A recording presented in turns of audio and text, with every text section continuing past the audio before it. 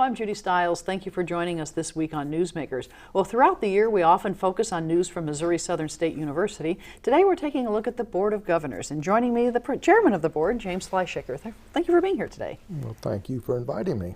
And you serve in a position as the chair of the board, and probably in the community, at some time someone comes up and says, well, what is the Board of Governors? How do you define that for someone when they ask that question? Well, I guess I would simply say that that is the group that is responsible for ultimately the operations of the university. The primary function, of course, of the board is to employ and evaluate the performance of the president, and also to set basic policy for the university. And beyond that, it's basically a matter of monitoring the performance and making sure that those policies are carried out. And we, of course, KGCS-TV covers your monthly meeting, so that's one of your means of communication with the administration to find out what is happening at the university. Yes, because of course we're always given a outline and a summary before the meetings of things that are going to be taken up, an agenda and so forth, so we kind of have an idea. Plus, if there are matters that are serious enough that require a closed meeting or something like that, we're usually alerted to that fact. Right. Now, the board itself, members of the board, including you, are appointed by the governor. That's an appointed position for people to be on the board. Yes. And so people are representing the different communities. People might wonder, how are the representatives appointed? How do they get to be board members? Well, the statutes that establish the requirements require, in Missouri Southern's case, that I think no more than 3 members of the board, possibly 2, I don't remember, but can only come from the same county. Okay. And so you have a limited number of people that can serve immediately from the Joplin area, and then you have surrounding counties that the other board members come from, and so it's usually kind of spread out. So it's a regional representation. It's a regional representation. The other requirement is that no more, I believe, than 4 members can be from the same political party, which means that obviously those are limitations. I think in the past we've occasionally had independents on the board, but it's usually pretty well split between Democrats and Republicans. Now, you have been a member of the board, and now you're chairman of the board. People might be curious, stepping back, to what your initial interest in serving on the board. Well, frankly, my initial interest was simply because I feel that Missouri Southern is an extremely valuable asset to Joplin and the greater Joplin community. And I've always felt that if I had the opportunity to do anything to help with that, with Missouri Southern, that I wanted to do that. I think several years ago I had been invited to apply when there was a vacancy. I started to, and then another person who had been an alumnus of Missouri Southern was applying, so I kind of stepped aside. And this time, actually, I was asked by a number of people if I would be willing to serve, and frankly, I was a little bit reluctant to at first because of my age and so forth, but I decided, okay, I'll give it a shot, and I've certainly enjoyed my time on the board.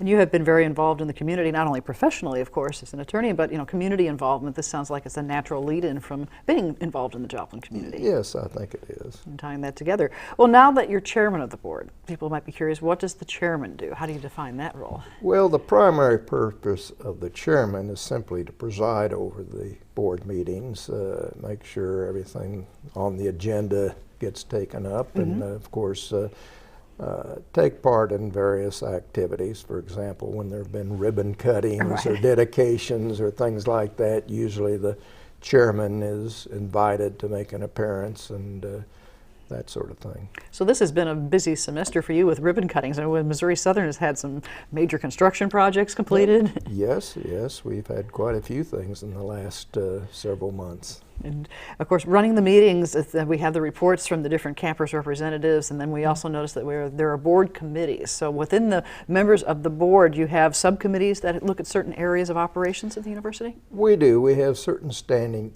committees. For example, there's the budget committee, which of course is Financial responsible concern. for the financial concern. We have an academic affairs committee.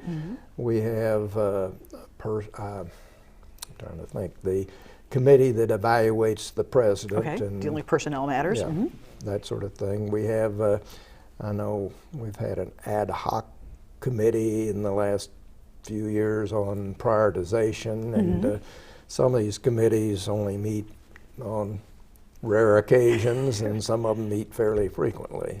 So for a board member's perspective, it's more than coming to campus once a month for a meeting. There's some work that's involved in the research, the communication, a lot that goes in before you can actually have that meeting. Yes, that's true.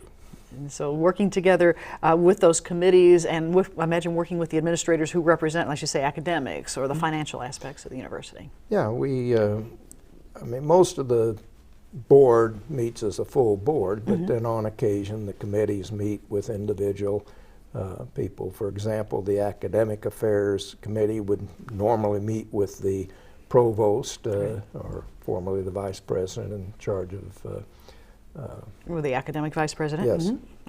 And of course the budget finance committee is going to meet with the treasurer and with the people responsible for the finances and budgeting. So yes. So and then the makeup of the board, being able to have a full board, I guess what you do now, have a full representation. Actually, we're one short. Oh, okay. We had one member that retired, Mr.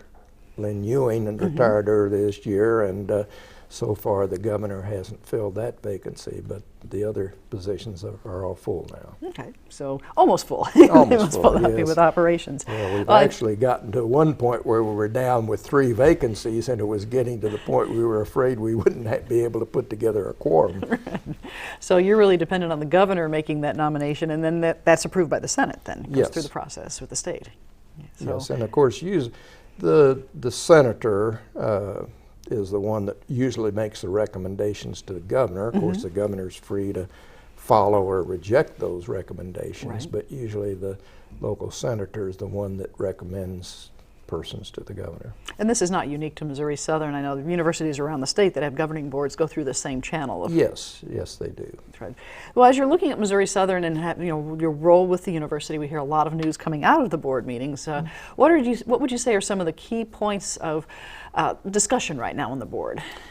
Well, finance, of course, is always a key matter, particularly as you look forward to the legislature starting a new session first of the year. And at this particular point, our local Senator Richard, of course, is head of the Senate. Right. I believe Representative Flanagan is head of the Appropriations Committee in the House.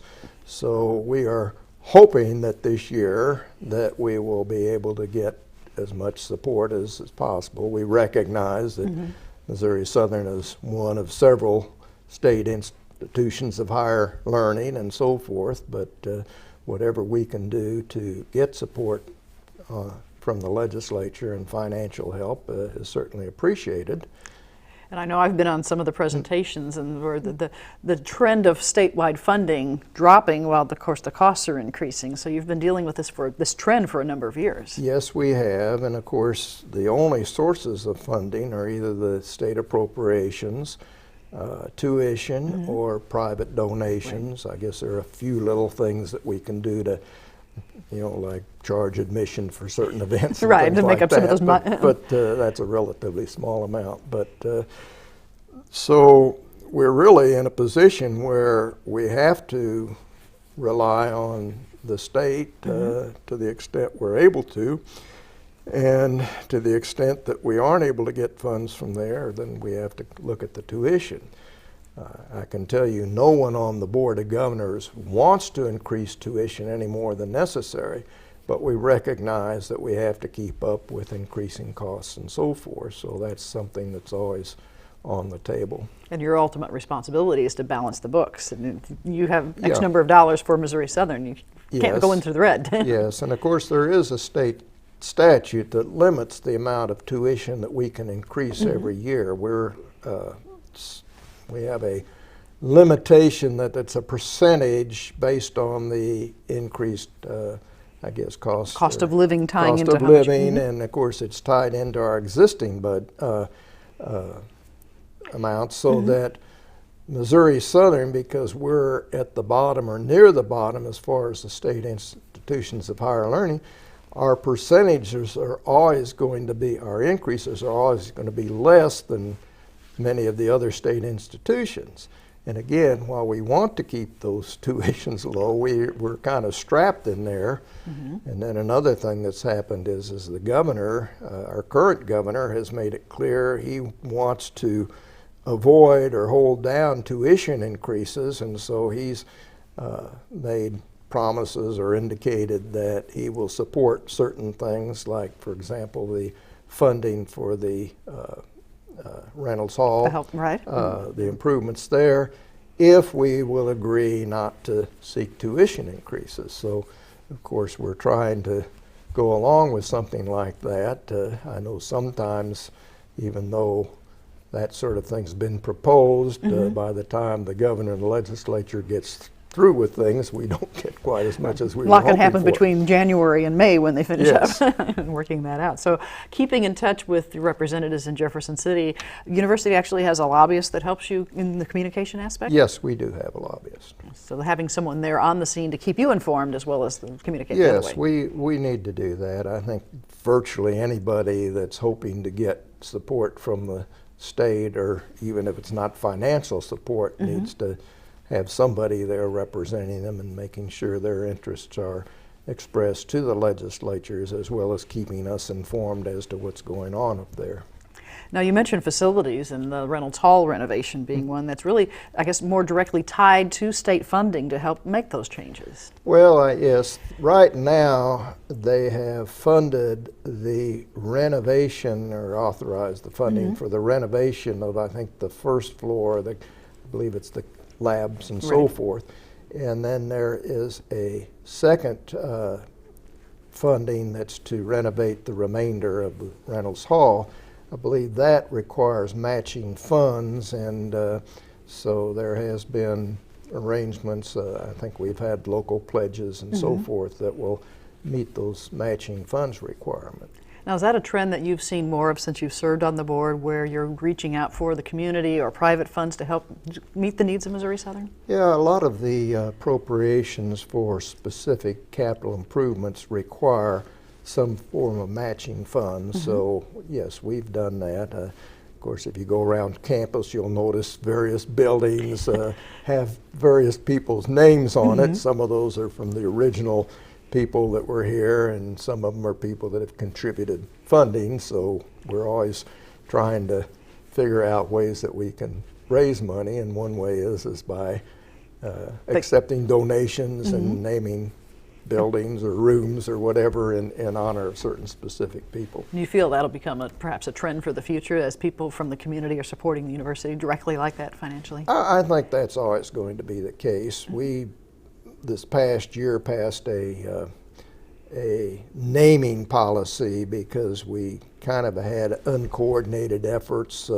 Somebody would want to name something in honor of somebody, and of course if they start a movement, it's kind of awkward to say, wait a minute, we can't do that. So we've come up with a naming policy, and it's a combination of honoring people that donate substantial funds and people we want to recognize for other contributions to the university. So then you have a consistent policy in place if somebody does approach the university. Well, here's what we have, the plan in the future, and working together.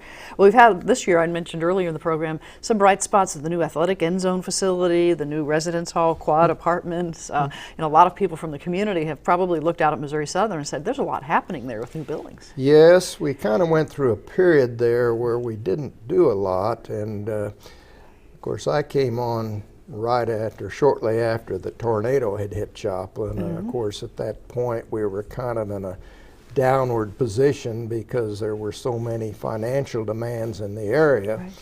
And I don't know, it wasn't too long after I'd come on the board when we appropriated funds or agreed to finance the dorms, and then the end zone facility, which had been on the books or in the works for some period of time got finalized, and then of course the baseball stadium and now rentals. So, so all these things, really a lot of them had been in the planning stage for some time. It's just that they all came together kind of all at once. So we had a lot of ribbon cuttings at the beginning of the year. Yes. And tying into that. And of course, tied to the growth, of course, Reynolds being the academic ties, those types of academic programs growing, needing more space. Yes. Yeah, we're always looking at the possibility of having to reallocate space as we come up with new needs and so forth. And of course, we have a limited number of buildings available and space available. We want to make the best use we can of them, but we kind of rely on the administration to come up with suggestions. Here's what we can do. They're here on the ground. They can look around and see what we have, and working together on that. Future discussions, we've heard talk about a dental school possibly at Missouri Southern. Share some of your thoughts about having those opportunities with the university. Well, of course, we're always open to new opportunities, and the dental school, again, has been one that's been talked about for some period of time. We think that would certainly be a benefit to the university. We already have a program for dental assistants, and that's been going on for some time now, and actually having a dental school would tie in very well with that. And the indications are that that's probably going to take place as soon as funding can be obtained to do that. So we're hoping that in the not too distant future we'll be able to announce that that is in fact taking place. And that's a joint venture with another university. Yes, it's kind of a cooperative type of situation. It is. So bringing programs that aren't necessarily new to the state, it's helping programs around the state expand. Yeah, you know, the dental school up in Kansas City, I think, is has been looking for opportunities to expand, and so that fits in very well with our plans. Good. And of course, Joplin getting a new medical school, even though it's not on the university property, that does have implications or ties to the university for perhaps our students and opportunities. We've already seen an increase in enrollment in the biology courses, the science courses that, of course, are either pre-med or would lead to a pre-med course. So that's going to be a benefit, and the medical school has announced or indicated that a certain number of positions will be available to Missouri Southern graduates who meet their requirements. So there's a natural opportunity there for those that are interested to go into the medical school. Complete your undergraduate at Missouri Southern, move right on into the medical program and so forth. You mentioned enrollment, and I know Missouri Southern this past fall was one of the few schools in the state that actually had an increase in enrollment. What do you think this says about it? Well, number one, obviously we're doing a good job of getting the word out to people that Missouri Southern is a great value. Certainly our tuition is very competitive with various institutions around not only Missouri but the whole area, and we are attracting students from various locations. We put in the Lion Pride tuition program a few years ago and have expanded it, which allows non-residents from certain areas to come in at the state tuition level, and that's certainly brought in a bunch of people. Right. We've gotten more foreign students. Of course, they pay the full tuition and so forth, but I think, again, the fact, number one, we're very competitive, and it's a good value. I think we have an excellent faculty, we have a good facility, and I think people that are looking for a bargain as far as higher education recognize that Missouri Southern is very competitive in that area. Right. Well, if someone were to ask you as chairman of the board, what are you most proud of being with Missouri Southern? What are some of the points of pride that you like to look at? Well, I think one of the things I'm proud of right now is that we have gone from kind of being very conservative and very careful with what we're doing to actually having a vision, moving forward with the idea we're not just going to sit still as an institution. I think that we don't want to be, try to be all things to all people. I don't think Missouri Southern will ever compete with the University of Missouri, for Two different example. types of schools, right? But we want to offer the educational opportunities to people in our area. We want to take advantage of areas in which there is particular opportunity for jobs, employment in this area or other places, and give our residents the best education that we can give them for the money that they're paying. We all know that the cost of higher education has become a real burden as far as the whole country, and that student loans have become a major concern, the amount of student debt. And while we can't entirely eliminate that, we can certainly do our best to minimize that, and again help give students the best education for the value for their money. As a community member, very active looking at economic development, it sounds like this ties right into the regional economy as well. It does. I mean, we are seeing, actually, if you look nationwide, there are a lot of job opportunities out there, but they are the kind of opportunities that require higher education, special training, and so forth. We've gotten to the point where a lot of the jobs that used to be available are now handled by robots or computerized system and so forth.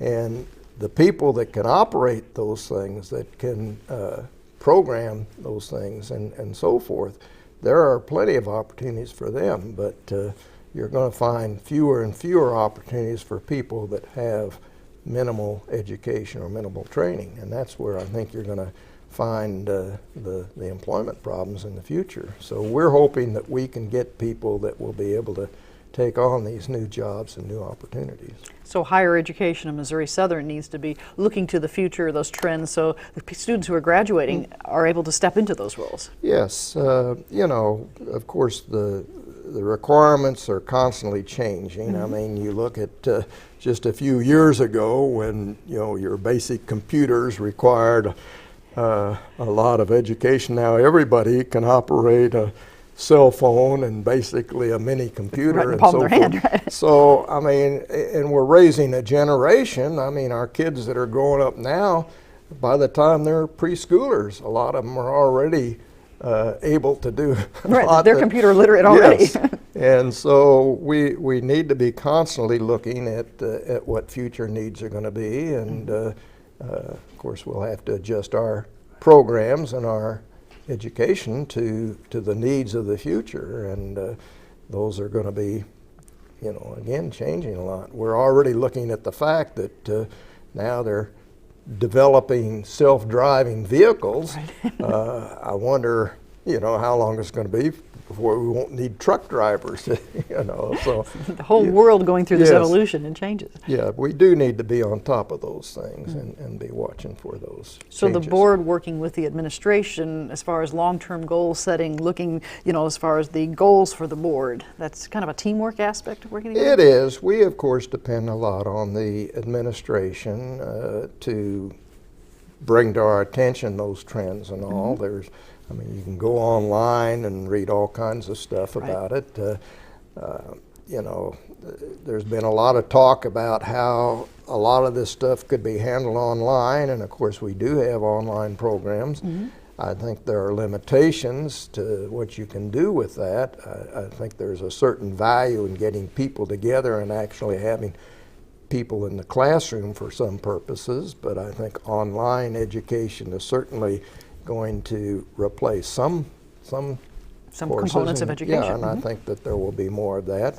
Again, it's a matter of economics, and as far as delivering the education, whatever works best in a particular area, that's what ultimately is going to be done. Okay. Well, we're recording this program shortly before the winter commencement, and you'll be on the stage with the others, graduation. Share some of your feelings when you see those graduates walk across the stage? They've completed their education at Missouri Southern. Well, number one, of course, we're always proud of our graduates, and we are, we always mention their families and everybody that support them. Almost all of them have had somebody that helped them get through, and we recognize that. We take pride in what we've done on their behalf, and of course what they will do for the future for our community. And so it's a proud moment for everyone who's involved. Yes, it is. It is a proud moment, and of course you kind of look back and think, gosh, I'm glad I went to college a long time ago, because I don't know as I could do what these guys have done. Things have changed. Yes. And then on the other side, once they graduate, they become alumni. The role of alumni, how you would like them to relate back to the university after they leave? Well, we hope that they will recognize that, number one, they had help, whether they had scholarships or whatever. They had people. Obviously, a lot of them had scholarships, and a lot of those were due to individuals or people or companies that donated money and so forth. And we will hope that they would recognize that, and that they would want to pay it forward and help the future generation just as they've been helped. And again, whatever they can do to improve the community overall, as well as their own personal lives and so forth, we hope that they will recognize and return the contribution. So it's proud to also look at those Missouri Southern graduates and alumni who are working and having successful careers, and say, yes, we had a part in preparing them for that. Yeah, we're certainly proud of our graduates who have succeeded, but we recognize not everybody gets the attention of some people, and yet everybody, all of our graduates, for the most part, make contributions to society, and we're very proud of that. Playing a role in their career. Final question, what would you say you enjoy the most about serving on the board? I guess I enjoy the fact that we seem to have gone from kind of a negative attitude to a very positive attitude. I look around, and everywhere I see the enthusiasm, hey, we're going somewhere, we're happy. There's been a real turnaround. Good. And I think that we've been very fortunate that I'm very happy with what Dr. Marble has been able to do, and of course he's brought on some new people and so forth. But it's just this idea that we have a vision, we're moving forward, we're going somewhere, and I think that's the thing that I'm proudest of. And I will say that I'm just one member of the board, and of course all the people that were on the board when I came on are all gone, but everybody that's come before us has made a contribution, and hopefully those that come along will continue to build on that. Great. Well, Mr. Fleischaker, I'd like to thank you very much for visiting with us today and sharing some thoughts with us in the audience. Well, Judy, I thank you for inviting me. You're welcome. Glad to do so. And I'd like to thank you, the viewers, for joining us this week for Newsmakers. I'm Judy Stiles. Hope you can join me again next week at the same time on this station. We'll see you then.